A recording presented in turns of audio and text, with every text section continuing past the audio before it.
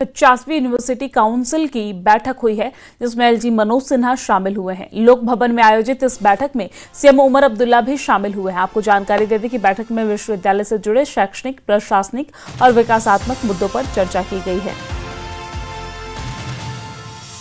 तो बैठक की ये तस्वीर आप देख रहे हैं, जहां पर इस बैठक में मुख्यमंत्री भी शामिल हुए हैं और एलजी भी शामिल हुए हैं। कश्मीर विश्वविद्यालय की ये 85वीं यूनिवर्सिटी काउंसिल की बैठक हुई है, जिसमें एलजी मनोज सिन्हा शामिल हुए हैं। लोक भवन में आयोजित इस बैठक में सीएम उमर अब्दुल्ला भी शामिल हुए हैं।